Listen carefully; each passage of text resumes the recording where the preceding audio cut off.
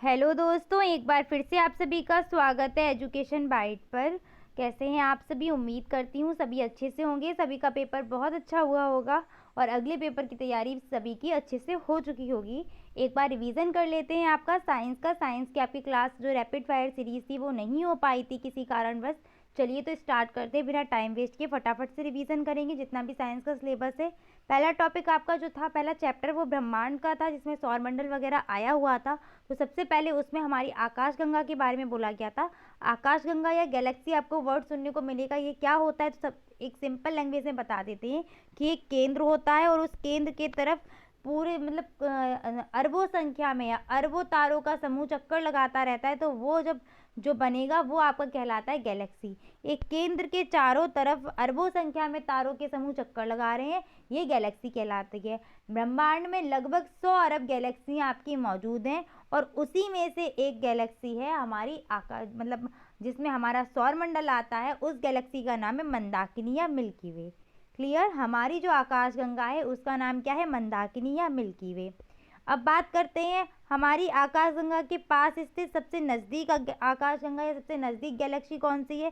तो वो है आपकी एंड्रोमेडा। आकाशगंगा में सबसे चमकीले तारों का समूह कौन सा है? तो वो है ओरियन नेबुला। जो हमारी आकाशगंगा है ना उसमें सबसे चमकीले तारों का समूह है ओरियन नेबुला। और सूर्य के बाद सबसे चमकीला तारा पूछा जाए तो वो है आपका साइरस या डॉग स्टार। और उसके बाद आपसे क्वेश्चन ये पूछा जा सकता है कि हमारी आकाशगंगा की आकृति कैसी है। सबसे इम्पॉर्टेंट पॉइंट है वो होती है आपकी सर्पिलाकार।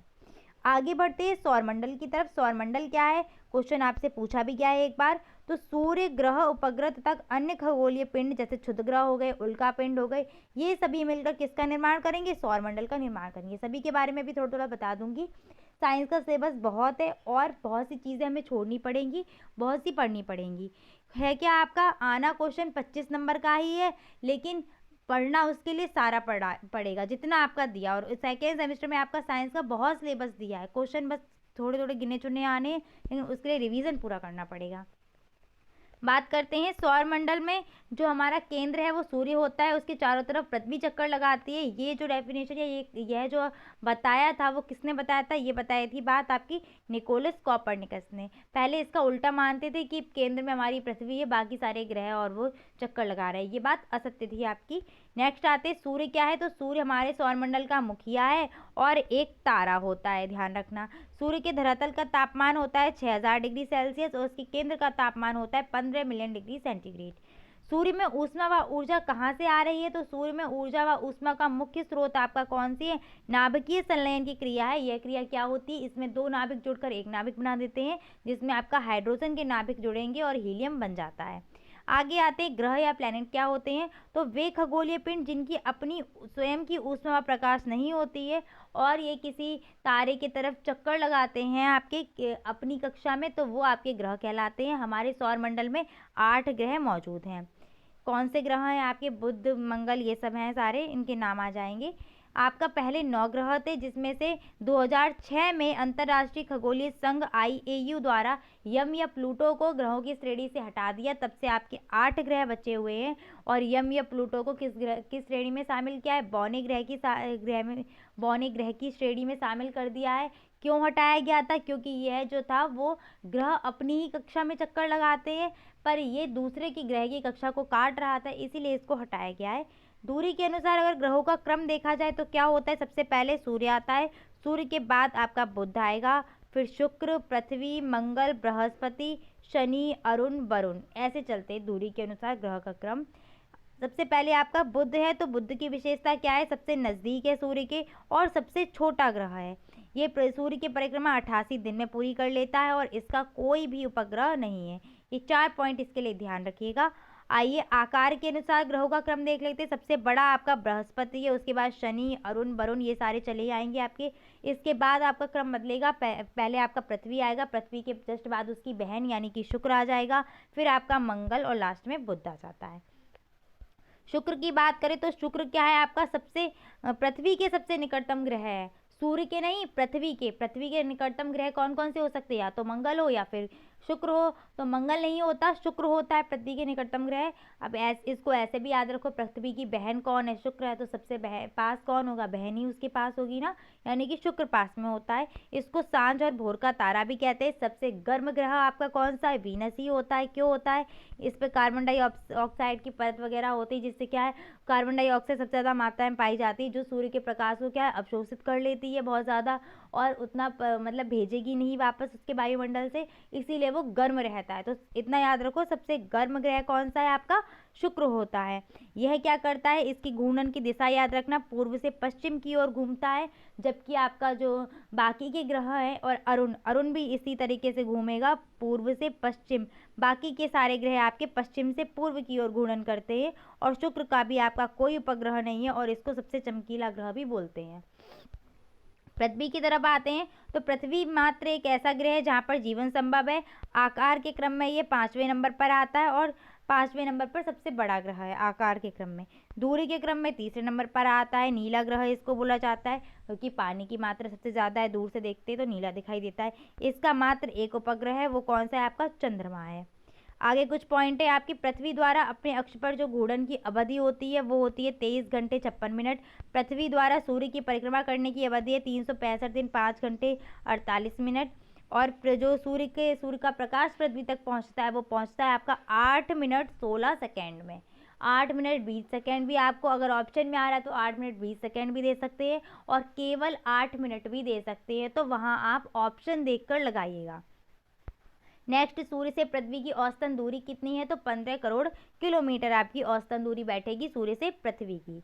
नेक्स्ट बढ़ते हैं मंगल ग्रह की तरफ, तो मंगल ग्रह आपका क्या है, दूरी के क्रम में चौथा ग्रह है। तो दूरी आपको बता दी है कैसे, अच्छा याद करने की ट्रिक भी एक बार बता देती हूँ। सबसे पहले आता है बुध, आपको जो है दिनों के नाम याद होंगे ना। बुध के बाद क्या आता है, बृहस्पति।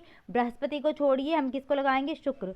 शुक्र के बाद छोड़िए शनि को, शनि के बाद रवि आता है। रवि की जगह हम रवि ना लगा के क्या लगाएंगे, पृथ्वी लगाएंगे। रवि की जगह पृथ्वी लगा दिया। रवि के बाद क्या आता है, सोम। सोम को छोड़िए, सोमवार के बाद हम लगाएंगे मंगल। मंगल आपका ग्रह आ जाएगा। मंगलवार के बाद क्या आता है, बुधवार। तो बुधवार को छोड़िए, उसके बाद क्या लिखा जाएगा ग्रह में, बृहस्पति। बृहस्पति के बाद शुक्र को छोड़िए, शुक्र के बाद आपका कौन सा ग्रह दिन आता है, शनिवार। तो शनि ग्रह हो जाएगा। और लास्ट में अरुण वरुण तो आपके आ ही जाएंगे। इस तरीके से ग्रहों को याद रखिएगा। मंगल ग्रह की बात करते हैं तो ये लाल ग्रह होता है। लाल ग्रह ये क्यों होता है, क्योंकि इस पर क्या होता है, आयरन ऑक्साइड मौजूद है, इसी कारण ये लाल रंग में होता है। इसके 2 उपग्रह होते हैं, एक आपका फोबोस और दूसरा डीमोस है। डीमोस आपका पूरे सौरमंडल का सबसे छोटा उपग्रह है, याद रखना। नेक्स्ट आते हैं बृहस्पति पर, सबसे बड़ा ग्रह है, ये याद रखना है। इसका जो उपग्रह है एक गैनीमीड, वो इसका भी सबसे बड़ा उपग्रह है, और पूरे सौरमंडल का सबसे बड़ा उपग्रह है, ध्यान रखना।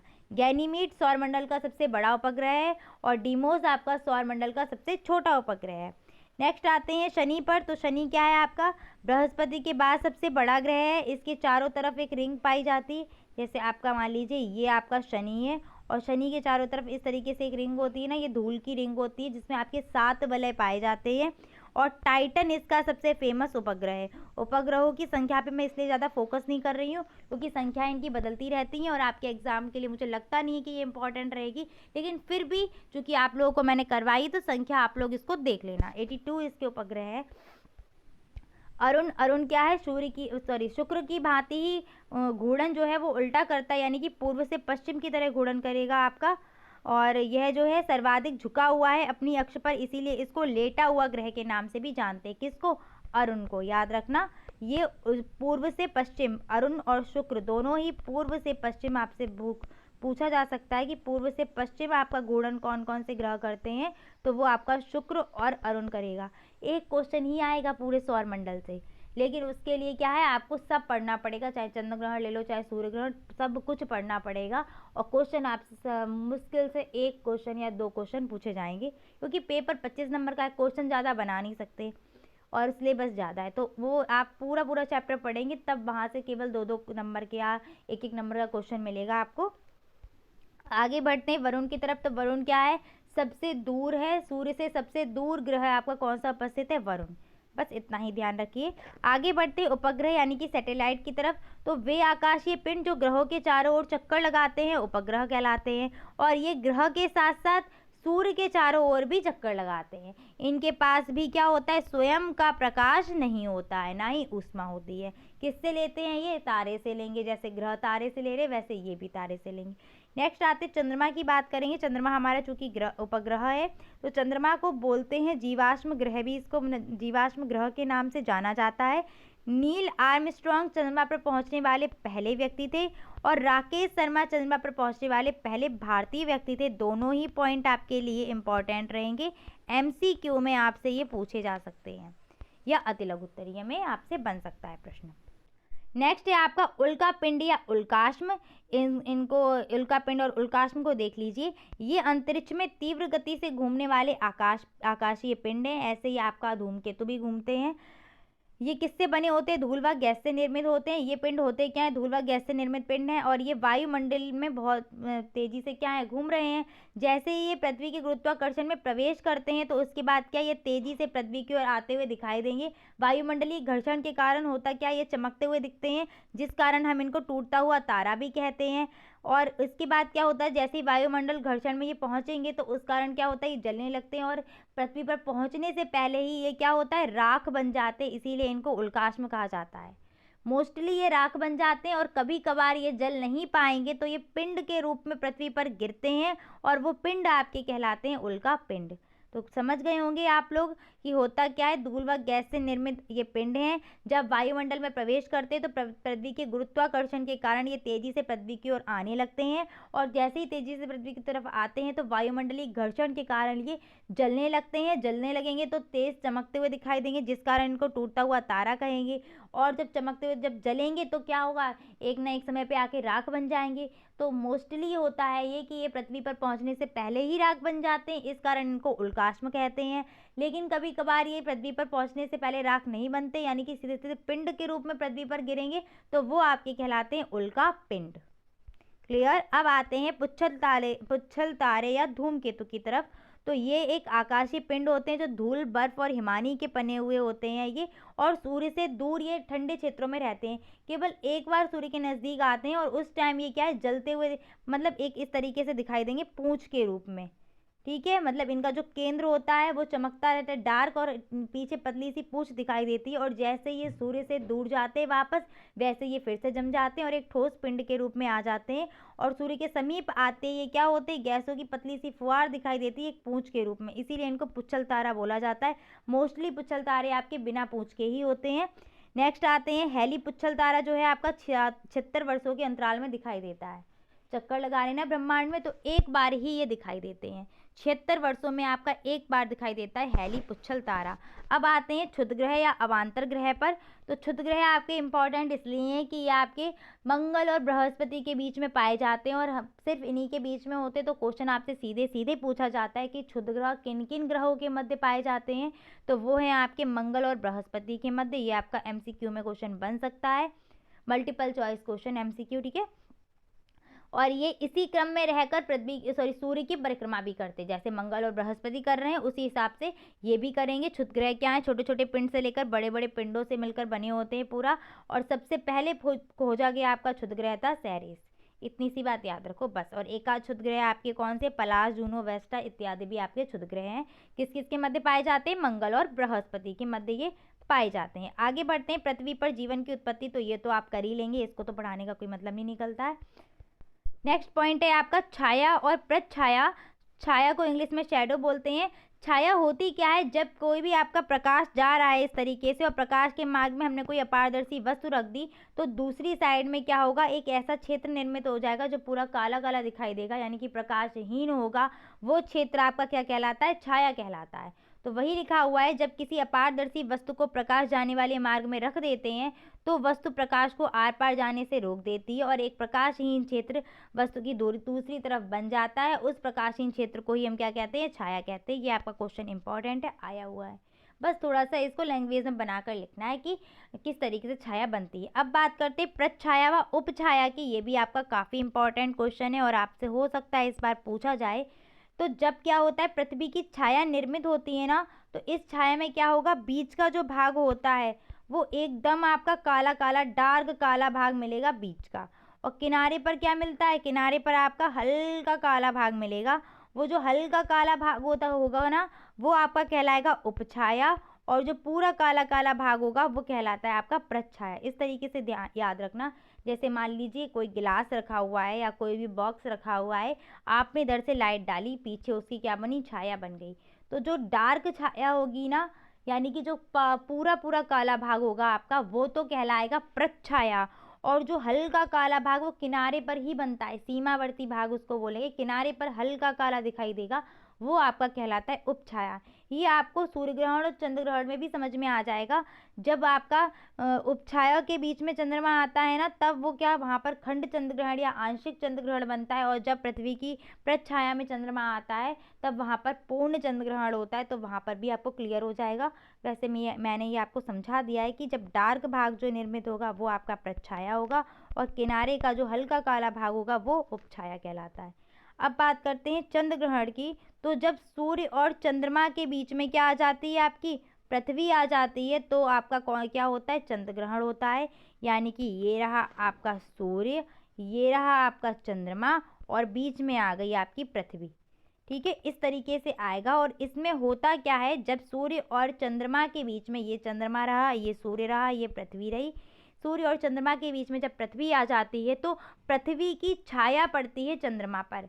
और जब पृथ्वी की छाया चंद्रमा पर पड़ेगी तो चंद्रमा दिखाई नहीं देगा, तो आपका क्या हो जाएगा, चंद्र ग्रहण हो जाएगा। और चंद्रमा इस तरीके से आता है, इस तरीके से, यानी कि जब छाया में आएगा तो कौन सा चंद्र ग्रहण होगा, पूर्ण चंद्र ग्रहण होगा। और जब ये क्या होगा, जब ये प्रच्छाया में आएगा, तब क्या होगा, आपका आंशिक चंद्र ग्रहण होता है। वो इस तरीके से आता है आपका।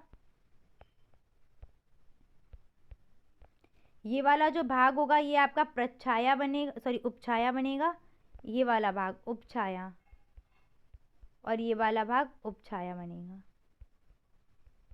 अगर ये क्लियर नहीं हो रहा है तो एसएसटी की आपकी रिवीजन क्लास होगी, वहाँ पर भी आपको यही क्वेश्चन मिलेगा। वहाँ पर आपको डायग्राम दिखा दूंगी। अभी मुझे डायग्राम मेरे पास है नहीं, ये इस तरीके से आप समझ लीजिए, आपको ये पहले समझाया भी था। तो आपका जब इस तरीके से बनेगा ना, तो ये जो बीच का भाग है ना, ये वाला, ये आपका प्रच्छाया है। जब यहाँ पर चंद्रमा होगा तब पूर्ण चंद्र ग्रहण होगा, और इस वाले और इस वाले एरिया में होगा चंद्रमा, तो वहाँ पर खंड चंद्र ग्रहण होता है। बस इतना याद रखो, किस किस के बीच में चंद्रमा आए, चंद्रमा कहाँ पर होगा, जब सूर्य होगा, उसके बाद पृथ्वी होगी, उसके बाद चंद्रमा होगा। यानी कि सूर्य और चंद्रमा के बीच में क्या आ जाएगी, बीच में दरार आ जाएगी, किसकी वजह से, पृथ्वी की वजह से। क्लियर। बाकी सब वही बात लिखी हुई है कि जब चंद्रमा पृथ्वी की प्रच्छाया में होगा तो आपका पूर्ण चंद्र ग्रहण होगा, और जब आपका उपछाया में होगा तो आंशिक चंद्र ग्रहण होगा। चंद्र ग्रहण आपका होता कब है, तो पूर्णमासी के दिन होता है। एक बार फिर से समझ लो, सन ये रहेगा आपका, पृथ्वी ये रहेगी, और चंद्रमा ये रहेगा। जैसे चाहो वैसे याद कर लो, सेम याद कर लो, सेम की फली होती है ना, सेम। तो SEM क्रम इनका ये रहेगा। अब बात करते हैं सूर्य ग्रहण की। तो इसमें हो जाता है क्या, सूर्य और पृथ्वी के बीच में चंद्रमा आ जाता है, यानी कि ये पृथ्वी रही और ये बीच में क्या आ गया, चंद्रमा। यानी कि सूर्य, पृथ्वी, चंद्रमा और पृथ्वी, ये सीक्वेंस बनेगा। तब आपका क्या होता है, सूर्य ग्रहण होता है। इसमें होता क्या है, इसमें चंद्रमा की छाया पृथ्वी पर पड़ने लगती है और हमें सूर्य का बहभाग दिखाई नहीं दे पड़ता, जिससे चंद्रमा बीच में होता है। यानी कि ये सूर्य रहा, ये रहा चंद्रमा, और ये रही पृथ्वी। तो इसकी जो छाया है वो क्या पड़ेगी, पृथ्वी पर पड़ेगी, और उस छाया की वजह से सूर्य का जितना है ये एरिया हमको दिखाई नहीं देगा, तो वो आपका कहलाता है सूर्य ग्रहण। सूर्य ग्रहण भी आपके कब पड़ेगा, तो अमावस्या के दिन होता है सूर्य ग्रहण। याद रखना, सूर्य ग्रहण अमावस्या के दिन होता है, और चंद्र ग्रहण आपका पूर्णमासी के दिन होता है। ट्रिक याद रखने की मैंने इस तरीके से आपको बताई थी, शाम, तो शाम से आपका क्या हो जाएगा, सन अर्थ मून, और समा बताई थी आपकी सन मून अर्थ। अगर आप सेम से याद करना चाहे तो सेम की फली से याद कर लो, जैसे चाहो वैसे याद कर लो, आपके ऊपर है याद करना। तो नेक्स्ट आते हैं नासा। नासा की फुल फॉर्म क्या होती है, नासा की फुल फॉर्म आपसे पूछी जा सकती है। फुल फॉर्म याद कर लीजिए, इसकी स्थापना याद कर लीजिए, और इसका मुख्यालय कहाँ पर है तो ये याद कर लीजिए। फुल फॉर्म है इसकी राष्ट्रीय वैमानिकी और अंतरिक्ष प्रबंधन, या फिर इसको बोल सकते हैं national aeronautics and space administration. इसकी स्थापना हुई थी 29 जुलाई 1958 में, और इसका मुख्यालय कहाँ है, वॉशिंगटन DC में। नेक्स्ट आ जाइए इसरो पर कि इसरो की स्थापना कहाँ पर हुई है या इसरो की फुल फॉर्म क्या है। तो इसरो की फुल फॉर्म है भारतीय अंतरिक्ष अनुसंधान संगठन, यानी कि इंडियन स्पेस रिसर्च ऑर्गेनाइजेशन। इसकी स्थापना हुई है 15 अगस्त 1969 में। इसका मुख्यालय कहाँ पर है? बंगलौर, कर्नाटक में। नेक्स्ट चैप्टर आपका था मृदा और फसलें। तो सबसे पहला पॉइंट आपका मृदा ही है, यानी कि मिट्टी। तो पृथ्वी की ऊपरी सतह मृदा कहलाती है। मृदा का निर्माण कैसे होता है आपसे पूछ सकते हैं। तो मृदा का निर्माण लाखों वर्षों में चट्टानों के छोटे छोटे कणों में टूटने और उनमें सड़े गले पदार्थों के मिलने से हुआ है। मृदा के कणों के प्रकार पूछे जा सकते हैं। तो मृदा के कणों के प्रकार क्या हैं? इनमें अलग अलग प्रकार के कण पाए जाते हैं, जैसे मृत्तिका यानी कि चिकने कण हो गए, जिनको क्ले बोलते हैं। इनका आकार याद रखना 0.002 mm से कम के होते हैं। गाद होती है आपकी 0.002 से 0.02 mm तक। इसके बाद बालू होती है जो थोड़े मोटे कण होते हैं आपके 0.02 से 2 mm तक। और आपकी बजरी जो और थोड़े मोटे कण होंगे वो होंगे आपके 2 mm से अधिक के होते हैं। ठीक है, कणों का आकार आपसे पूछा जा सकता है सीधे सीधे। तो सबसे पहले आपकी क्ले आती है क्योंकि इसके बहुत बारीक कण होते हैं। उसके बाद आपकी सिल्ट आती है यानी कि गाद। उसके बाद बालू और उसके बाद बजरी। ये इंपॉर्टेंट है और हो सकता है आपके एग्जाम में ये आ जाए क्वेश्चन। टेट सी टेट वगैरह में ये काफ़ी पूछा जाता है और आपके एग्जाम में भी बन सकता है ये। मृदा का उपयोग क्या क्या करना है? तो आप कुछ भी लिख सकते हो, सुराही घड़ा बनाने में, ईंट बनाने में, और लोग कह रही हूँ मैं, इंसेक्ट यानी कि छोटे छोटे कीड़े मकोड़ों का निवास स्थान भी आपका मृदा होती है। और पेड़ पौधों के लिए तो उपयोगी है ही, पेड़ पौधे आपके मिट्टी में ही लगे होते हैं। नेक्स्ट आते हैं ह्यूमस क्या होता है। ह्यूमस सबसे इम्पॉर्टेंट है आपका। ह्यूमस आपका क्या होते हैं? यह भूरे व काले रंग का कार्बनिक पदार्थ होता है। ये पेड़ पौधों जीव जंतुओं के प्राकृतिक रूप से सड़ने गलने से बनता है। ये वो खुद ही मिट्टी में पड़े रहते हैं, सड़ते गलते रहते हैं और उसमें मिल जाते हैं, वही आपका ह्यूमस कहलाता है। और भारतीय मृदा में यह सबसे कम पाया जाता है, इस चीज़ को ध्यान रखना। ह्यूमस क्या है आपका? भारतीय मृदा में सबसे कम पाया जाएगा। नेक्स्ट आते हैं मृदा के प्रकार पर। तो मृदा आपकी कृषि अनुसंधान, भारतीय कृषि अनुसंधान परिषद के अकॉर्डिंग जो मृदा है आपकी वो 8 वर्गों में बांटी गई है। जलोढ़ मिट्टी, काली मिट्टी, लाल मिट्टी, लैटेराइट मिट्टी, पर्वतीय मिट्टी, दलदली मिट्टी, मरुस्थलीय मिट्टी और लवणीय मिट्टी। इसमें सबसे पहले हम बात करते हैं आपकी जलोढ़ मिट्टी की। तो जलोढ़ मिट्टी को हम दोमट मिट्टी या कछारी मिट्टी भी बोलते हैं। दोमट या कछारी मिट्टी मैं आपको सब डिटेल में करा चुकी हूँ। देखिए रिवीजन क्लास है तो मैं आपको डिटेल में नहीं बता रही, शॉर्ट में सारा बता देती हूँ कि आपका इससे इंपॉर्टेंट क्वेश्चन बन जाए आपके। दोमट मिट्टी और कछारी मिट्टी बोलते हैं। ये मिट्टी क्या है? जो आपका बहुत ही उपजाऊ मिट्टी होती है। भारत की सबसे उपजाऊ मिट्टी आपकी कौन सी? जलोढ़ मिट्टी ही पाई जाती है वो। और यह मिट्टी किसके द्वारा बनती है? नदियाँ जो है पहाड़ों से अपने साथ जो भी छोटे छोटे कण लेके आती हैं और मैदान में आते ही उन कणों को बिछा देती हैं, तो उनके द्वारा ये मिट्टी आपकी बनती है। उत्तरी मैदान और तटीय मैदान पर ये पाई जाती है। उत्तरी मैदान और तटीय मैदानों पर ये मिट्टी पाई जाती है। कौन सी मिट्टी? जलोढ़ मिट्टी। सबसे उपजाऊ मिट्टी आपकी जलोढ़ मिट्टी है। धान की खेती के लिए सबसे उपयोगी मिट्टी रहेगी आपकी जलोढ़ मिट्टी। अब बात करते हैं, इसी में आपकी दो आती हैं, इसको बांगर मिट्टी, सॉरी नई जलोढ़ मिट्टी और पुरानी बोलते हैं, जिसमें नई को हम बोलते हैं खादर, नाम अगर आपने सुना होगा खादर मिट्टी, और पुरानी जलोढ़ मिट्टी को हम बोलते हैं बांगर मिट्टी। ठीक है, नई जलोढ़ जो खादर होती है वो नदी के निकट पाई जाती है और हर साल क्या होता है, ये नई है ना, तो बाढ़ के कारण क्या होता है, नई नई मिट्टी आती रहती है, तो इसीलिए इसको नई जलोढ़ मिट्टी बोलते हैं। और जो बांगर मिट्टी होती है वो पुरानी इसलिए कि जो बाढ़ प्रभावित क्षेत्र है उससे दूर वो रहती है, इसलिए बांगर उसको बोला जाता है, यानी कि पुरानी जलोढ़ मिट्टी। काली मिट्टी का दूसरा नाम आपका होता है रेंगुर मिट्टी। इसको कपास मिट्टी भी बोलते हैं या फिर लावा मिट्टी, क्योंकि लावा के द्वारा बनती है ये कपास मिट्टी, और इसको लावा मिट्टी भी बोलते हैं। कपास की खेती के लिए सबसे ज़्यादा उपयुक्त रहती है आपकी, और ज्वालामुखी विस्फोट के कारण इसका निर्माण होता है। इसमें बहुत ही महीन कण मृत्तिका वगैरह पाए जाते हैं। लाल मिट्टी की बात करें तो लाल मिट्टी लाल रंग की होती है। किसके कारण होती है ये लाल मिट्टी? इसमें आयरन ऑक्साइड यानी कि आयरन की मात्रा, फेरिक की मात्रा ज़्यादा पाई जाती है, और बाजरे की खेती के लिए बाजरे की खेती के लिए बहुत ही उपयुक्त मिट्टी रहेगी ये। नेक्स्ट आते हैं हम लैटेराइट मिट्टी पर। तो इसको मखरली मिट्टी भी बोला जाता है। इसका जो रंग होता है, इसका रंग भी लाल होता है, और इसमें चाय, कॉफ़ी, काजू वगैरह की खेती की जाती है। नेक्स्ट आते हैं हम पर्वतीय मिट्टी पर। तो पर्वतीय मिट्टी आपकी कहाँ पाई जाएगी? पर्वत वाले एरिया में पाई जाएगी, जहाँ पर बागवानी खेती वगैरह करनी होगी, चाय वगैरह की खेती हिमालय वगैरह पर देखने को आपको मिलेगी पर्वतीय मिट्टी। दलदली मिट्टी की बात करें तो दलदली मिट्टी कहाँ पर पाई जाती है? जहाँ पर भारी वर्षा होती है, दलदल वाला जो स्थान होगा वहाँ पर आपकी दलदली मिट्टी पाई जाती है और इसमें ह्यूमस वगैरह उपस्थित होते हैं, इसलिए काले रंग की भी आपकी होती है। मरुस्थलीय मिट्टी मरुस्थल में पाई जाती है, जहाँ पर बलुई एरिया होता है, जैसे आपका गुजरात राजस्थान हो गया, वहाँ पर आपकी मरुस्थलीय मिट्टी पाई जाती है और इसमें नमी की बहुत कमी होती है। आपको पता है मरुस्थल में क्या है, पानी की कमी है, तो नमी इस मिट्टी में कम होती है। लवणीय मिट्टी क्या है आपकी? लवणीय मिट्टी में आपकी लवण सबसे ज़्यादा मात्रा में पाए जाएंगे, जैसे सोडियम हो गया, पोटेशियम हो गया, कैल्शियम, मैग्नीशियम, ये सबसे अधिक मात्रा में पाए जाएंगे, इस कारण इसका नाम क्या है? लवणीय मिट्टी। नेक्स्ट आपके दो इंपॉर्टेंट पॉइंट है कि मिट्टी की अम्लीयता को कम करने के लिए उसमें क्या मिलाया जाता है और क्षारीयता को कम करने के लिए किसका उपयोग करते हैं। तो मिट्टी की अम्लीयता को कम करने के लिए हम उसमें लाइम या चूना मिलाते हैं और मिट्टी की क्षारीयता को कम करने के लिए उसमें हम जिप्सम का उपयोग करते हैं। इस चीज़ को ध्यान रखना। नेक्स्ट आते हैं मृदा अपरदन की तरफ। मृदा अपरदन क्या होता है? यानी कि सॉइल इरोजन।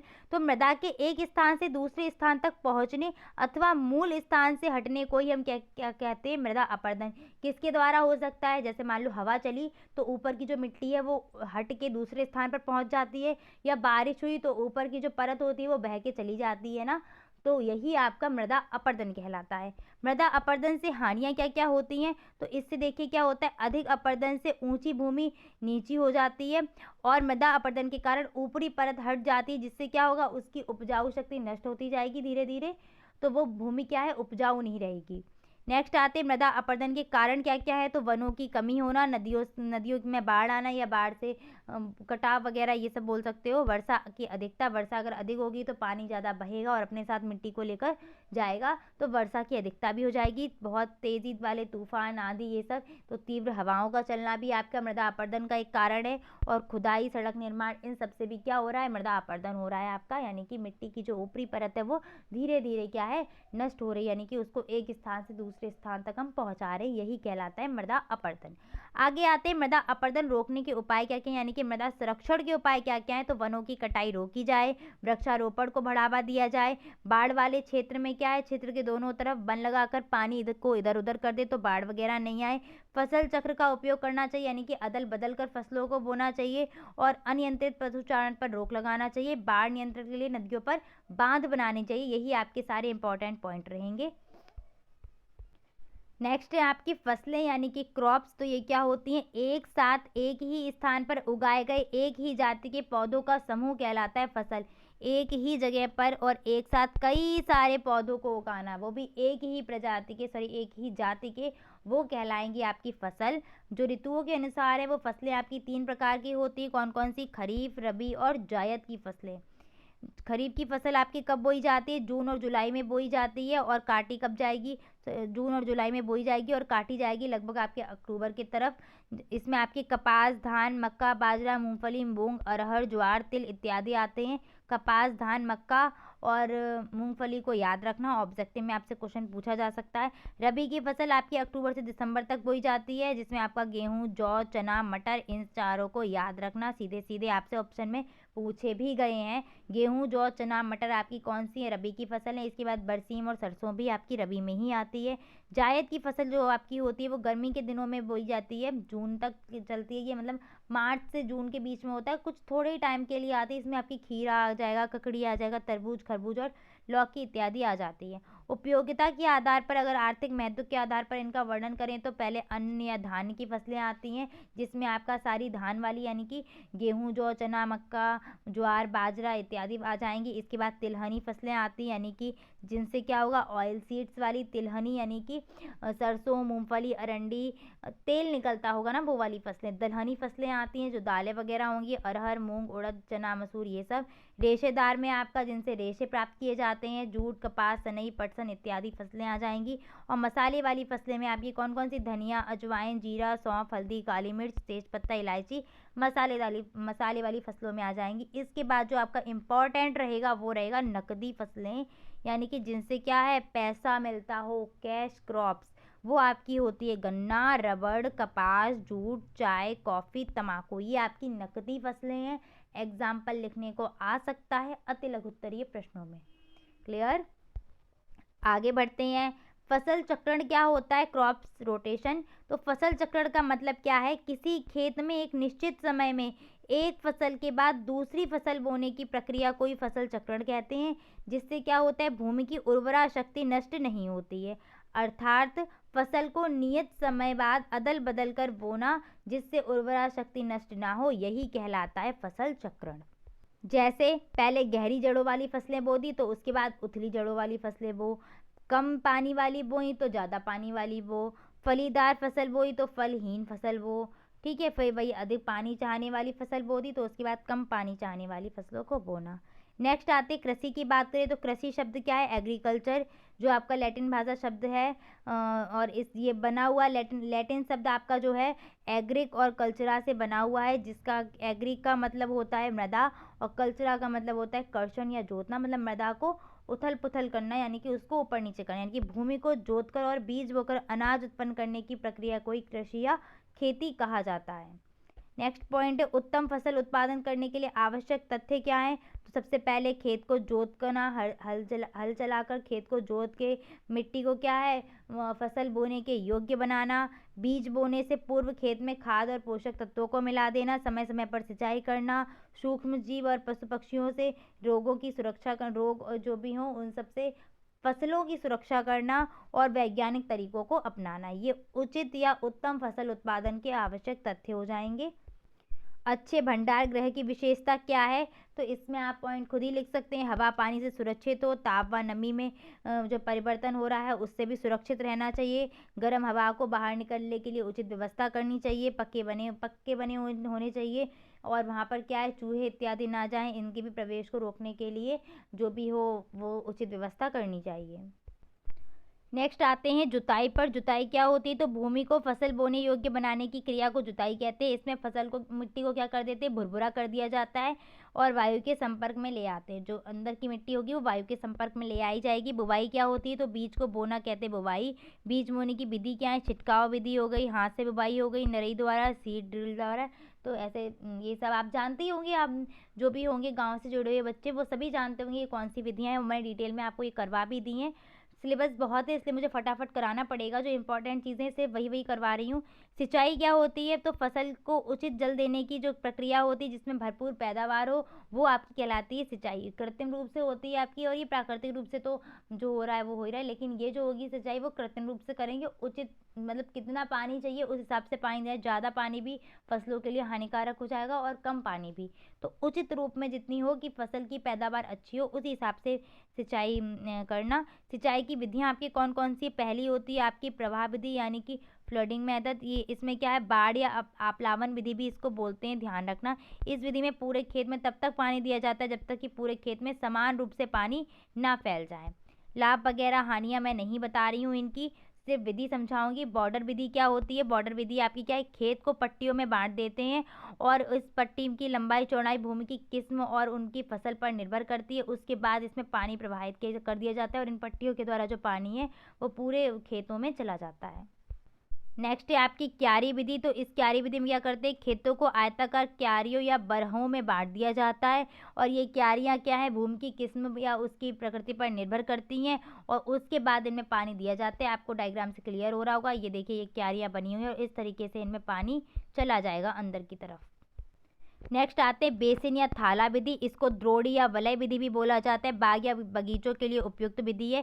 इसमें करते क्या है, बीच में आपको जो डार्क कलर का दिख रहा होगा ना, उसको बोलते हैं, वहाँ पर आपको पेड़ या पौधा कुछ भी हो वो लगाना पड़ता है। वैसे जब बाग बगीचे में लगेगी तो जो मोटे तने वाले आपके जो पेड़ होते हैं वो लगाए जाते हैं और उनके चारों तरफ क्या है, एक गड्ढा खोद दिया जाता है, यानी कि थाला बना दिया जाता है, और इस तरीके से पानी प्रवाहित करते तो उस थाले में पानी चला जाता है। आम पपीते की फसल इसमें की जाती है, और इसको नाम इसका याद रखना, द्रोणी विधि। थाला बनाकर पानी दिया जाता है इसमें।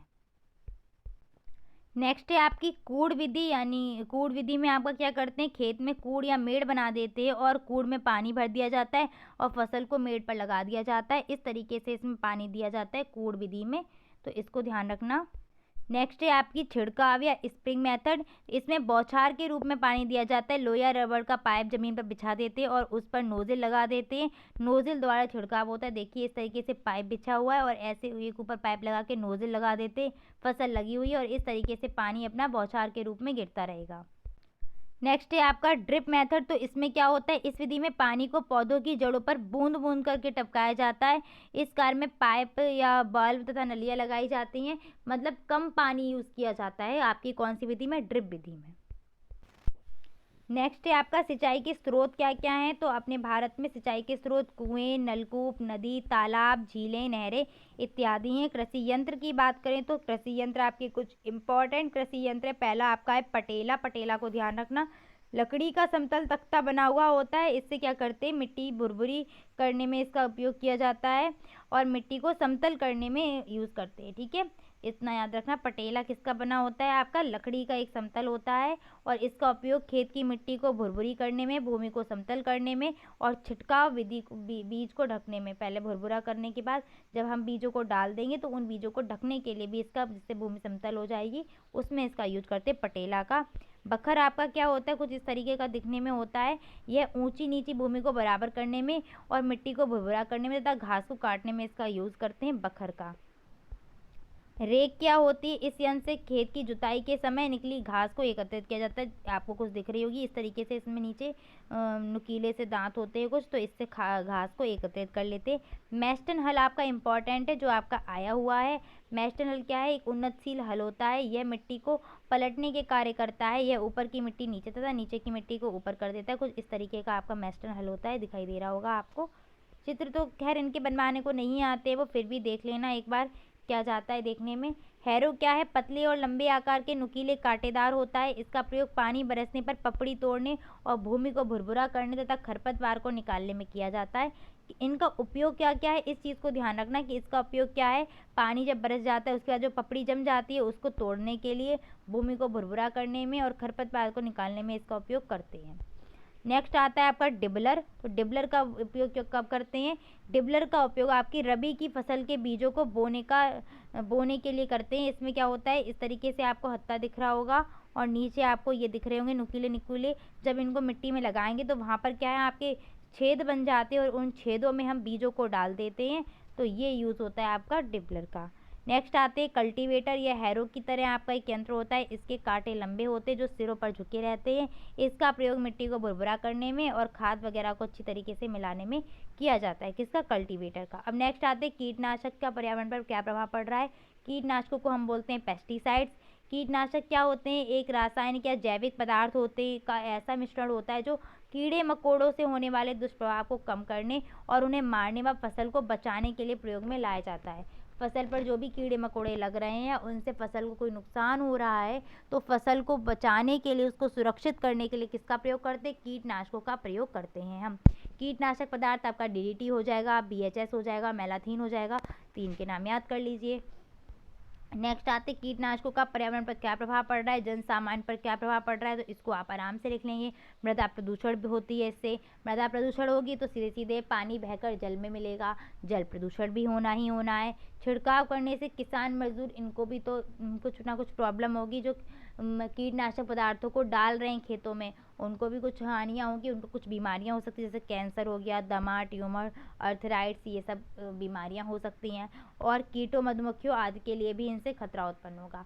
मतलब आपने देखा होगा कि फसलों पर भी तो कुछ भौरे या भंवरे कुछ मंडराते रहते हैं, तो इनको भी नुकसान होगा कीटनाशक दवाइयों से। नेक्स्ट आपका 3rd चैप्टर स्टार्ट हो गया है, कार्य एवं ऊर्जा। कार्य क्या होता है, तो बल लगाकर किसी वस्तु को बल की दिशा में विस्थापित करने को ही कार्य कहते हैं। कार्य बराबर बल गुणा विस्थापन होगा। फॉर्मूला याद कर लो, F×d।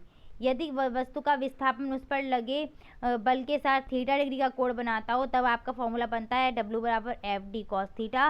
कार्य आपकी अदिश राशि है। कार्य का मात्रक जूल होता है और कार्य का दूसरा मात्रक न्यूटन मीटर बनता है।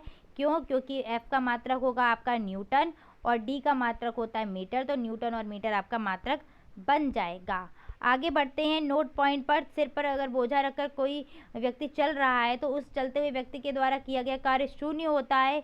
क्यों होता है, क्योंकि बल तथा विस्थापन के बीच कैसा एंगल बनता है, 90 डिग्री का। और अभी हम पढ़कर आए हैं W बराबर F D cos theta. Cos 90 हो जाएगा, कॉस 90 का मान 90 होता है, तो इसलिए जब 90 का उसका 0 का मल्टीप्लाई करेंगे, सॉरी कॉस 90 का मान 0 होता है, तो 0 का मल्टीप्लाई करने के बाद F D multiply 0 is equal to 0। यानी कि अगर कोई पूछा, ये क्वेश्चन जाता है कि कुली अगर अपने सिर पर बोझ रख के चल रहा है तो उसके द्वारा किया गया कार्य शून्य माना जाता है। क्यों? तो वो इसी के द्वारा माना जाता है, क्योंकि जब कुली का जो सामान है और वो जो उसके चलने की दिशा यानी कि बल लगाने की दिशा है और उनके बीच में जो कोण बनेगा वो क्या बनेगा, बल और विस्थापन के बीच में 90 अंश का कोण बनेगा। इस कारण उसका जो कार्य हो जाएगा वो क्या हो जाएगा, शून्य हो जाएगा। नेक्स्ट बढ़ते, ऊर्जा या एनर्जी क्या होती है? तो किसी वस्तु के कार्य करने की क्षमता को ऊर्जा कहते हैं। ऊर्जा वह भौतिक राशि है जो किसी वस्तु के कार्य करने की क्षमता उत्पन्न करती है। यानी कि हम जो भी कार्य कर रहे हैं, हमारे अंदर जो भी क्षमता होगी काम को करने की, वो हमारी ऊर्जा कहलाएगी। ऊर्जा भी आपकी क्या होती है, एक अदिश राशि होती है। एमकेएस पद्धति में ऊर्जा का मात्रक जूल होता है और सीजीएस पद्धति में ऊर्जा का मात्रक अर्ग होता है। लेकिन व्यवहारिक मात्रक जो ऊर्जा का है वो होता है आपका किलो जूल, और 1 किलो जूल बराबर होता है 10⁻³ अर्ग।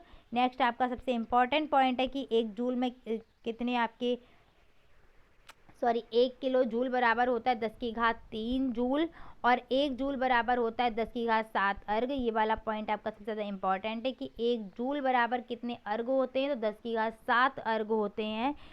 एक अर्ग बराबर कितने जूल पूछा जाएगा, तो फिर 10⁻7 को पक्षांतर कर दो तो और 10⁻7 बटे में आ जाएगी।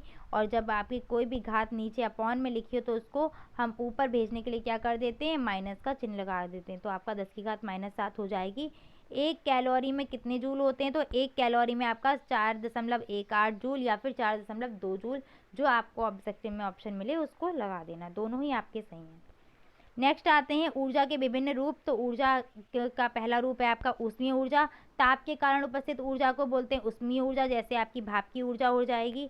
नेक्स्ट आते हैं प्रकाश ऊर्जा। तो वह ऊर्जा जिसके कारण हमें दिखाई देता है वह आपकी प्रकाश ऊर्जा कहलाती है, वस्तुएं दिखाई देंगी वो होती है आपकी प्रकाश ऊर्जा। नेक्स्ट आते हैं रासायनिक ऊर्जा पर। तो किसी रासायनिक प्रक्रिया में मुक्त ऊर्जा कहलाती है रासायनिक ऊर्जा, जैसे आपका कोई भी कोयला वगैरह गैस ऐसे हैं तो इनसे जब ईंधन ये जलते हैं तो वहाँ पर जो ऊर्जा उत्पन्न होती है वो आपकी कहलाती है रासायनिक ऊर्जा। विद्युत ऊर्जा क्या कहलाएगी, विद्युत धारा द्वारा संचारित ऊर्जा को बोलते हैं विद्युत ऊर्जा। आवेश के प्रवाह से ये ऊर्जा उत्पन्न होती है। नाभिकीय ऊर्जा की बात करें तो नाभिकीय ऊर्जा आपकी होती है किसी नाभिकीय प्रक्रिया में मुक्त ऊर्जा कहलाती है नाभिकीय ऊर्जा। ये क्वेश्चन आपका 2-3 बार पूछा गया है, 2020 में भी आपका आया था क्वेश्चन, नाभिकीय ऊर्जा क्या होती है, 2019 में भी आया हुआ है। तो याद रखना, किसी नाभिकीय प्रक्रिया में मुक्त ऊर्जा कहलाती है नाभिकीय ऊर्जा। और ये 2 प्रकार से मिलेगी आपको, कैसे, नाभिकीय संलयन और नाभिकीय विखंडन की क्रिया के द्वारा। तो इसके जो मुख्य स्रोत होंगे वो क्या होंगे, नाभिकीय संलयन और नाभिकीय विखंडन। आप अगर इस आंसर को थोड़ा बड़ा करना चाहें तो सूर्य के बारे में लिख सकते हैं कि सूर्य में जो ऊर्जा का मुख्य स्रोत होता है वो नाभिकीय संलयन की क्रिया होती है। इसमें हाइड्रोजन के परमाणु मिलकर हीलियम का परमाणु बनाते हैं। नेक्स्ट आते हैं सौर ऊर्जा के बारे में। तो सौर विकिरण द्वारा प्राप्त ऊर्जा आपकी सौर ऊर्जा कहलाती है, और सौर ऊर्जा प्राकृतिक स्रोत है, यानी कि जो सौर है ना, वो सूर्य है, वो हमारी ऊर्जा का प्राकृतिक स्रोत है। नेक्स्ट आएंगे यांत्रिक ऊर्जा पर। बहुत ही इंपॉर्टेंट क्वेश्चन है आपका, यांत्रिक ऊर्जा किसे कहते हैं, तो किसी वस्तु पर किए गए यांत्रिक कार्य को यांत्रिक ऊर्जा कहते हैं। जैसे फेंके गए पत्थर में जो ऊर्जा मिलेगी, चाबी भर देते हैं ना किसी खिलौने में, तो वहाँ पर जो ऊर्जा होती है वो ऊर्जा आपकी यांत्रिक ऊर्जा कहलाती है। 2 प्रकार से होती है, एक होती है आपकी गतिज ऊर्जा, दूसरी होती है स्थितिज ऊर्जा। गतिज ऊर्जा क्या होती है, किसी वस्तु में उसकी गति के कारण जो कार्य करने की क्षमता उत्पन्न होगी वो कहलाती है उस वस्तु की गतिज ऊर्जा। जैसे बहता हुआ पानी, तो उसमें जो ऊर्जा होगी वो गति के कारण है, तो गतिज ऊर्जा। ऊंचाई से गिरती हुई वस्तु ऊपर से नीचे गिर रही है, गति के कारण आ रही है, तो जो उसमें ऊर्जा उपस्थित होगी वो कैसी ऊर्जा होगी, गतिज ऊर्जा उपस्थित होगी। ठीक है, गतिज ऊर्जा का फॉर्मूला देख लीजिए, K बराबर ½ mv²। एक चीज़ और ध्यान रखना कि यह तभी तक होती जब तक वस्तु कैसी हो, गतिशील होगी। K बराबर 1/2 mv²। m यहाँ पर द्रव्यमान है, K यहाँ पर गतिज ऊर्जा है और v यहाँ पर वेग होता है।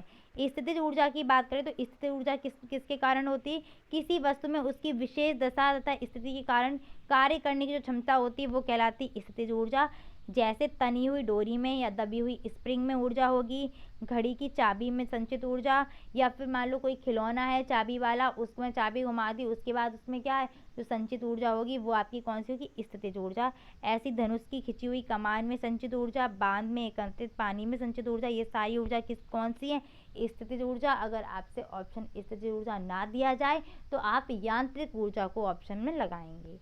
आगे बढ़ते हैं। स्थिर ऊर्जा का फॉर्मूला क्या होता है, तो फॉर्मूला होता है U बराबर mg, जहाँ पर m है आपका गुरुत्वीय त्वरण और h है आपका m है आपका द्रव्यमान, g है आपका गुरुत्वीय त्वरण और h है आपकी ऊंचाई।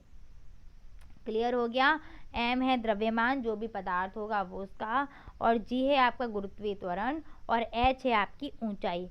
अब यांत्रिक ऊर्जा आपकी किसके बराबर होती है, तो यांत्रिक ऊर्जा दो ऊर्जा से बनी है आपकी, स्थितिज और गतिज ऊर्जा। तो यांत्रिक ऊर्जा बराबर आपका हो जाएगा गतिज ऊर्जा प्लस स्थितिज ऊर्जा। आगे बढ़ते हैं। ऊर्जा संरक्षण का नियम बहुत ही इंपॉर्टेंट है आपका ये वाला क्वेश्चन। तो ऊर्जा संरक्षण का नियम ये कहता है कि ऊर्जा का विनाश नहीं होता, केवल इसको एक रूप से या एक ऊर्जा से दूसरी ऊर्जा में परिवर्तित किया जा सकता है या इसको रूपांतरित किया जा सकता है, पर इसको नष्ट नहीं किया जा सकता, ना ही इसको उत्पन्न किया जा सकता है। इस नियम को ध्यान रखना। नेक्स्ट आते हैं ऊर्जा संरक्षण पर। तो ये तो आप कर ही सकते हैं कि ऊर्जा संरक्षण क्या है, कैसे करेंगे ऊर्जा संरक्षित।